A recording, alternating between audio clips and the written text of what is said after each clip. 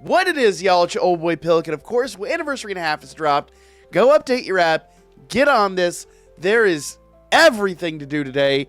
This is exciting. So let's go ahead and hear into the notes and kind of check this out. So, brand new event. Of course, we have a new raid. We have a new Abyssal Exploration. Do we have a new Uncharted Battlefield? No, but we do have Danchro Fest, and we'll get to that in a moment. But first things first, let's talk about the event, all right? So, the unwilling storyteller join the event and enjoy battles in the original story that can only be seen through this event. So this is a brand new one-off event. I don't know if this is written by Amori. I gotta have to double check that. The unwilling tale metal silver that can be earned in the battles can be used in the box gacha. So we know the box gacha is back. Actually, personally, I prefer that anymore. I just, it's easier to farm for me, and you can get what you actually want / need out of it. But nevertheless, you can obtain various items such as new characters, special scene cards, and battle items. There is a UR free-to-play unit out of this event. It is not, well, okay. It's not like Lead, who basically you've got to run tons of events to get. This is just a standard UR regular, everyday drop unit, which is, I mean, hype. We'll have to test him out. We'll have to see how good he is. But for now, let's just say, first time in this game, and a welcomed addition. An absolutely amazing welcomed addition. So, the event will take two types of ranking events, of course, because there's the regular individual ranking and family ranking. And there's a schedule for all that down here. Individual ranking is live from now until the 20th, and the reward system is till the 26th.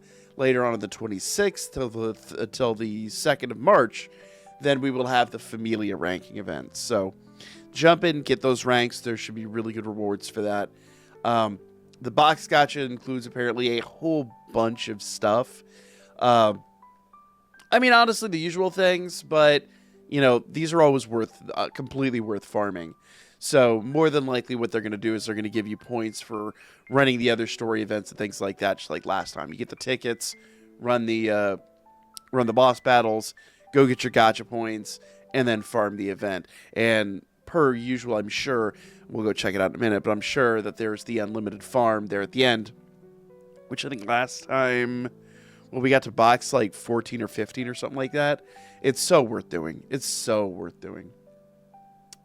You can use the unwilling tail metal silver earned in the current event to run the box gachas. So just like usual, run the events, beat the bosses, get those silver points.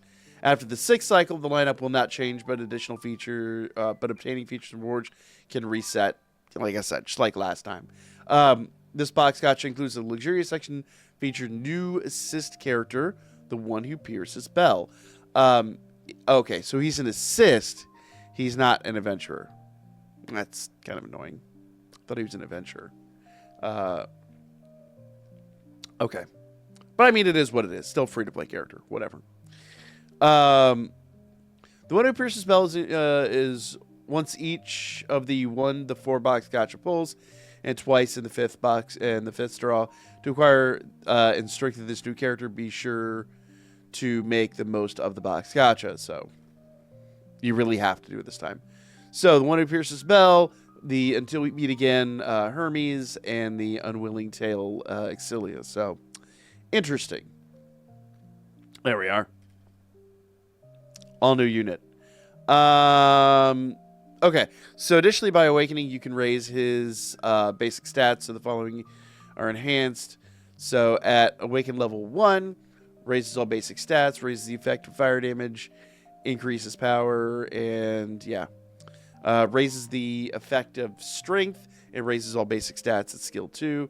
3 raises all basic stats, raises the effective fire damage, raises the effective HP, increase at level 4, and all basic stats. And then 5 is where he really goes crazy. Increase power, raise fire damage, and reduce cooldown from 60 to 50. So, but he's free to play, so you have no reason not to farm him. We'll cover all that, of course. I'm going to be running tons of events trying to get him ASAP. So, And I'll let you guys know my schedule for that here in just a moment because we're going to run in there here real quick. Introducing the skill, Orcos Bolt, the one who pierces Bell Cornell. So, deals damage to the enemy and grants fire damage increase effect to own units. So, in other words, he's really there for fire units. Introduce the passive skill, the one who pierces Bell. So, in other words, he grants strength increase to his own unit, grants fire damage increase to his own unit, grants HP increase to his own unit. So he's really mostly there for the red units, for the fire units. But short of that middle skill, it looks like he'll work on a ton of units though. Any real physical unit. So that's really nice. You know who really seems to work really well on? That new defensive Ryu. And she needs a really good assist. So my Ryu shippers out there, there you go. You can get a belt. Get up to 3,000 sealess and granted items. Why only 3,000? You need, like, what, 44,000 or something like that to max out pity? And they're only giving us enough for one summon and a little bit of change. Yeah, that is my biggest annoyance with this. They really just do not give us nearly enough rewards. All right, whatever. That is part of the course. There's a test of strength. There's a specific limited item there. The test of strength is a high-quality test featuring win attribute.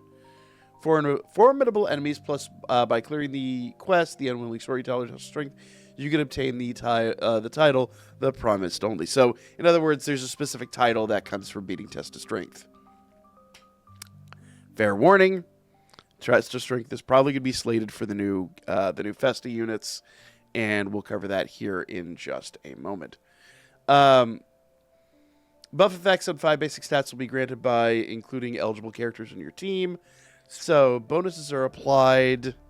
Let's see here. Bonuses are applied the total stats of the adventurers in the unit you have set up. In this event, the amount of buff applies depending on the characters in the party. So, as I said, 200% buff if you have Hedon, Hermes, or Artemis. Hedon's going to be at a little bit of a disadvantage there. And the one who pierces Bell will be 100% buff. So, interesting. Any of these units will get a 20% buff, which will probably be completely devoid of purpose. So, really, the team you want to run here, it seems, is Artemis and Hedon, with probably one of these units as a backup, and Bell and Hermes as your assists. So, farm up that Bell pretty early, and then go take on the test of strength. Sorry, guys. Test of strengths are always like super slanted, and I've kind of grown weary of them, just because, you know, if you don't MLB the Festa unit, if you didn't get insanely lucky on the gacha or drop $1,200 in the game, then yeah. It is one of my biggest problems with the game right now. It just, aiming is just so thirsty. And I'm like, y'all need to chill. Okay? Right Flyer did just fine and had a game go for years and years and years and years and years without just constantly milking us. I was really hoping for something better. But we'll go take a look. Maybe they fixed the pity system. I don't know. I'm jumping to conclusions. I'm worn out by it, to be honest. If the adventurer is a bonus eligible character, and the assist character is also a bonus eligible character, the total buff for the value is added. So in other words, Hermes and Artemis will give you a total buff stat of 400%.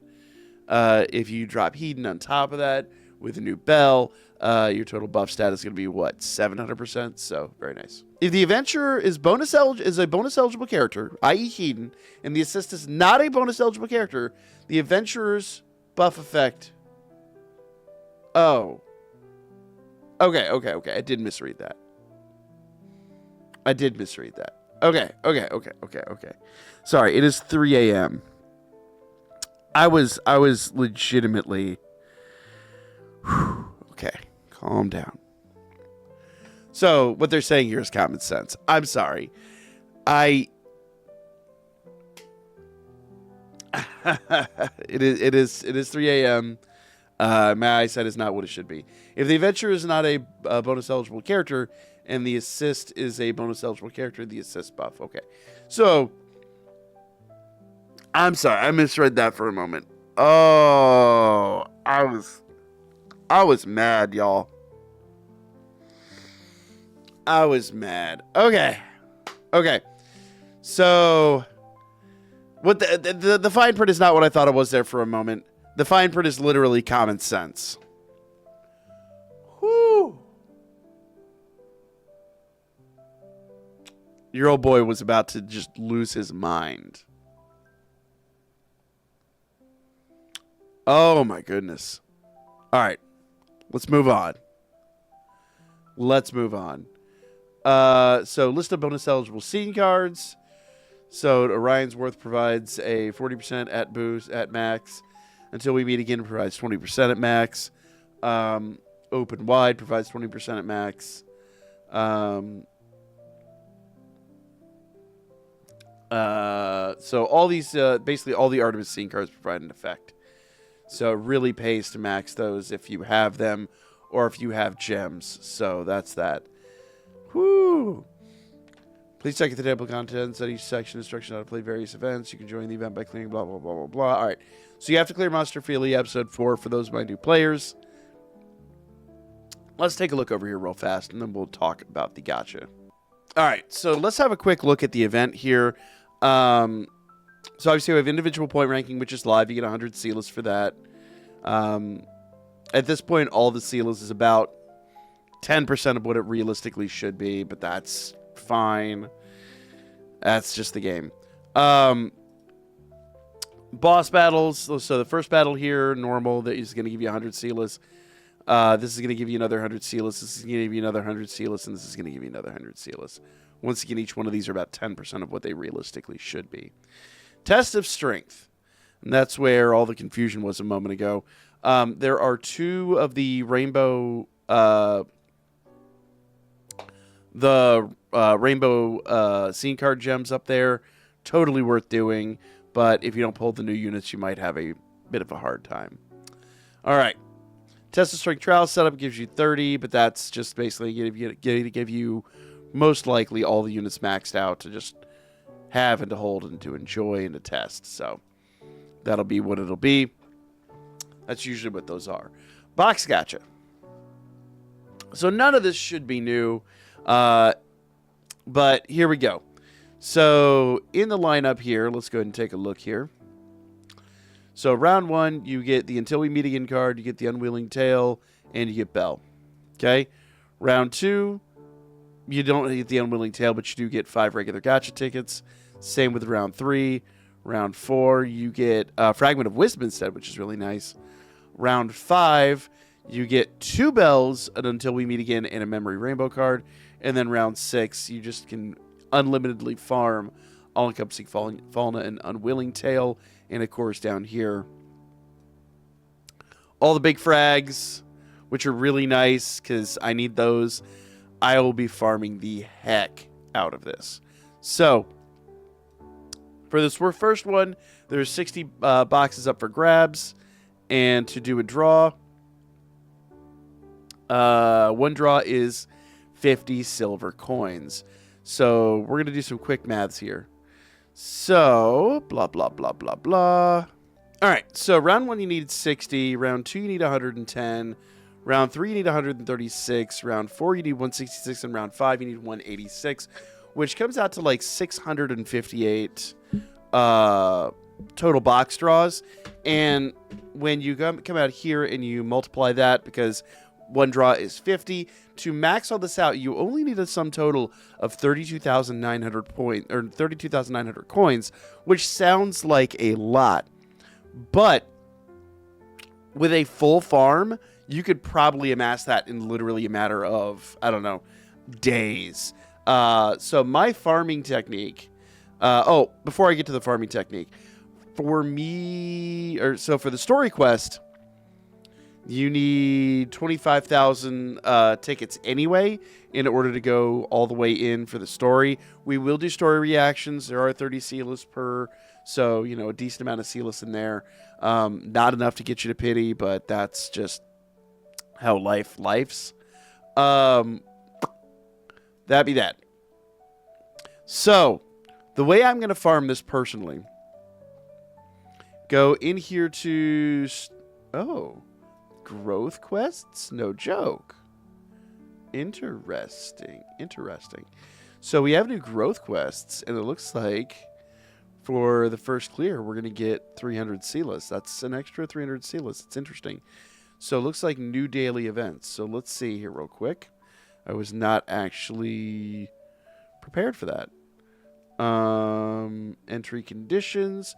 Cannot include adventures or assists that have already been cleared in the party. Only adventures and assists with Awakening 5 or higher can be included in the party. Oh, that's annoying.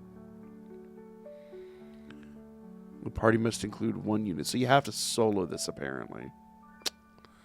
But let's go down here and just clear our party out. So basically, what they're telling us is we need... Alright, so we need units with Awakening level 5. So I'm lucky enough I have Harmonia, but literally everyone should at minimum have this red bell at limited Awakening 5. So let's throw him on there. Swap these two over and then remove him. Why they have this set up this way, I have no idea. Let's grab the Hestia here that goes with him, and I could pump scene cards on him, but let's just see what happens without... we have recommended power is 17, so we need some scene cards. Let's see. Everything should be indexed to strength, so probably just pump his strength. I don't have his growth maxed out, so that's fine. We'll see what happens here. Let's just go ahead and give some strength scene cards real fast. Okay, so it said one adventurer. It said basically like it has to be a max limit broken unit. So let's see what happens here real fast. Actually,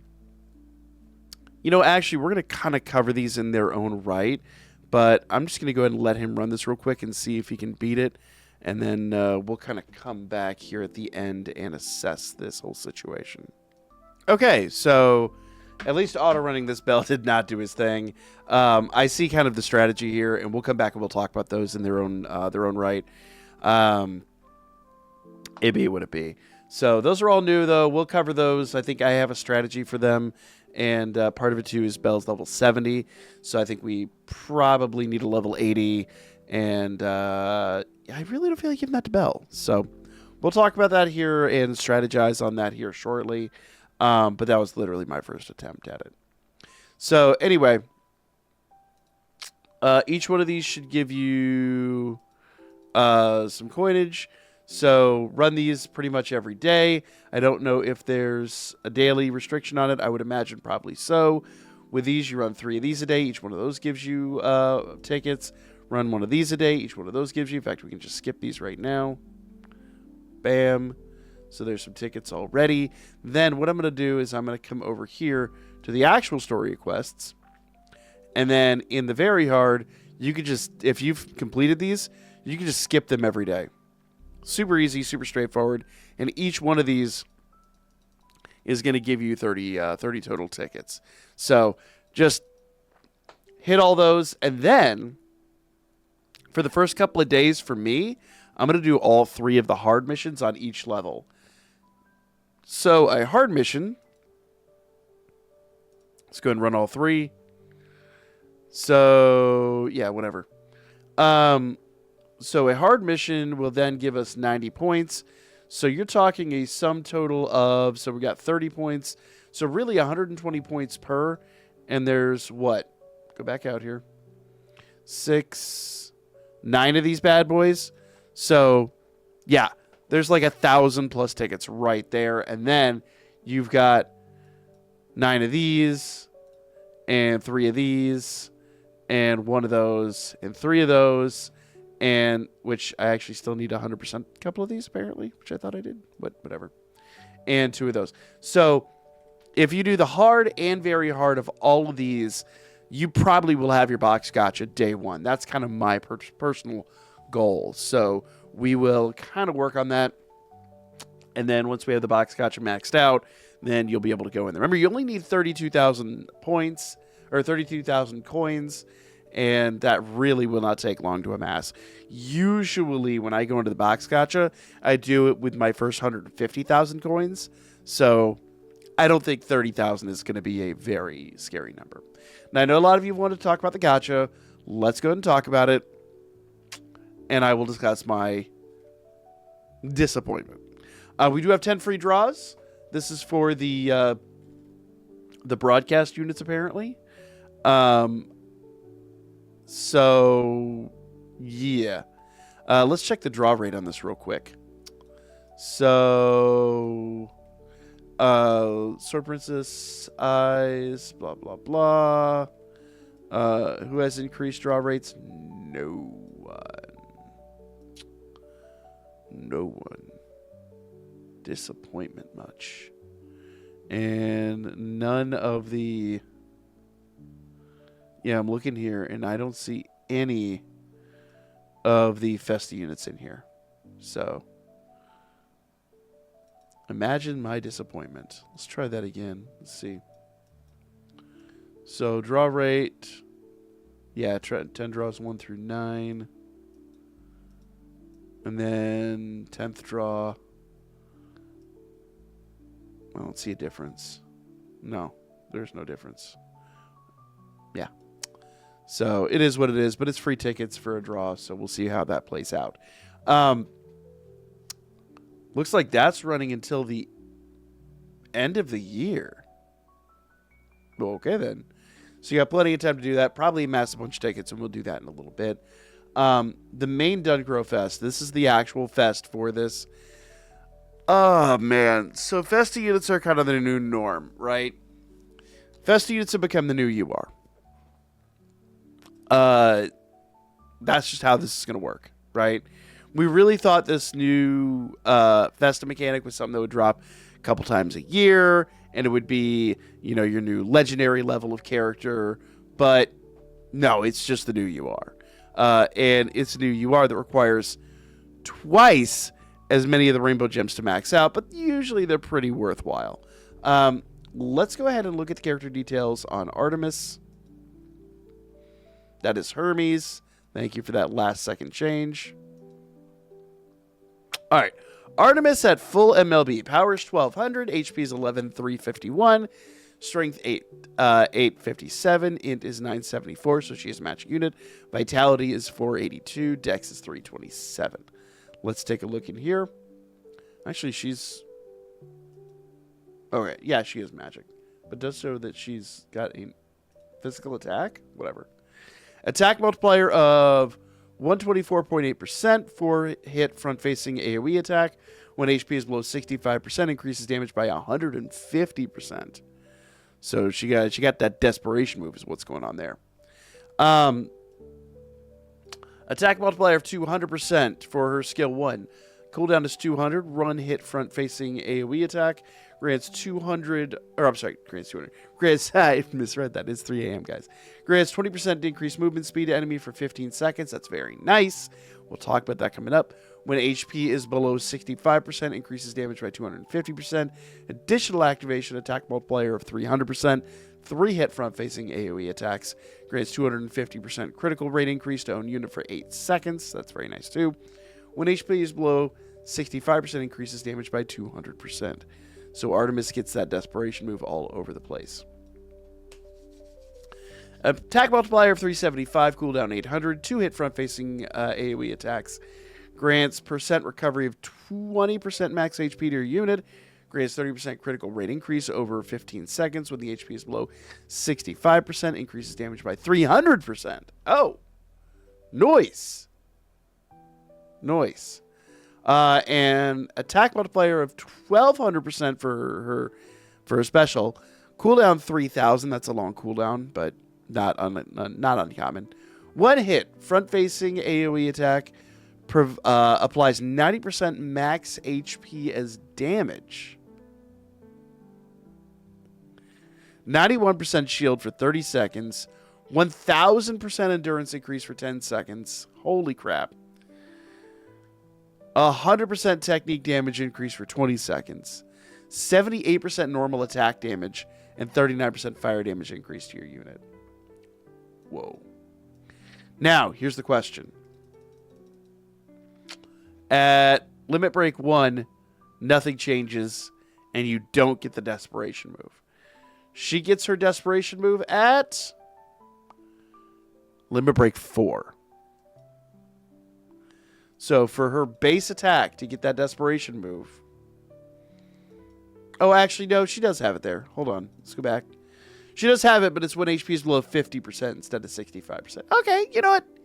You know what? I'll accept that. That is actually not half bad. All right, so this one levels up at Limit Break 2 and Limit Break 4 again. So Limit Break 2 gets pretty good for this unit. Cooldown 200%, one hit for facing AoE attack, grants 150%, and then everything levels up again. But right here, attack multiplier 130%, cooldown 200, one hit front facing AoE attack, grants 30% decreased movement speed for 10 seconds when HP is below 50%, increased damage by 150%, max number of stacks 2, additional activation, attack multiplier 195. So she's not bad.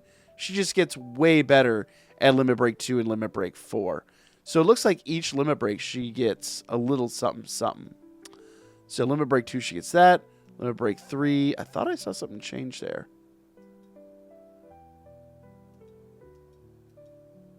Apparently not. And then 4 gets you all of her skills. Okay. Technique 2, attack multiplier 325, cooldown 800. 2 hit front facing AoE attack grants percent recovery 20% max HP to your unit. 26% critical rate increase for 10 seconds when HP is below 65%. Damage increase 200%. Okay. Weird. It's still 65% at A0, which is interesting. So once again, level 3, she gets a big power up. Yeah. So this ult actually goes all the way at level 3. It's not too bad. And her special attack goes down to 780 with the same cooldown. Applies 80% max HP as damage, 32.5% shield for 50 seconds. So it seems like she'll still be very useful at A0. At Limit Break 1, though, she gets a big boost and then goes all the way at Limit Break 5. So there are rewards for going all the way with her. I won't say she's, on paper, useless at A0, but we just have to see. Now Hermes. Okay. Power is 9490. HP is 3659. Strength 771. Int 841. Vitality 90. Dex 266. Alright. Cooldown time 45 seconds. Support technique to your unit applies 60% increased action skill damage to your unit for 20 seconds. Okay. When in battle, 30% fire damage increase to your unit. Very nice. When in battle, 22.5% increase action skill damage to your unit. And when in battle, grants 30% HP increase to your unit. Activated when adventurer's HP is below 50%. Grants 22.5% fire. So once again, let's see how this powers up. So his first skill at Limit Break 0, 60 second cooldown. Support technique applied to your unit, 39% increased action skill damage, and 19.5% shield. 45, 22.5 at A1, and then it goes all the way at max Limit Break. So A1 he gets some stuff. Promise Story is 26% fire damage to your unit, which isn't bad. And at A2, that goes to 30% fire damage and does not change. Interesting. Skill 2, when in battle, 19.5% action skill damage at A0 goes up to 22.5% at A2. A3. And then skill 3, when in battle, grants 26% HP increase to your own unit. Activated when adventurer's HP is below 50%. Grants 19.5% fire damage increase to own unit. Which goes up at A4. So each of those skills just gets better and better as time goes on. All right. It is what it is. We will do some draws on this in this banner later on during the stream tonight. But for now, I am going to go ahead. We almost have enough for a full paid gacha, don't we?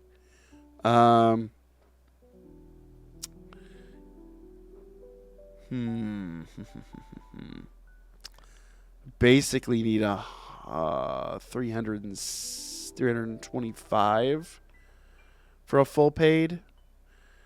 You know, we'll do our free sealers first. Okay. We're going to do one here. We're going to one and done this. And then we'll do some more tonight on stream. Here we go. Brown Minotaur. No eyes animation. Oh. Okay. I don't need that, but that will be rainbow keys. So it's nice to see those are in there. You are right out of the gate. And that's kind of that. So we did get a UR card, a bonus UR card, but didn't get anything else really worthwhile. Here's the question. Should you draw on this or should you draw on Hedon? Oh, guys.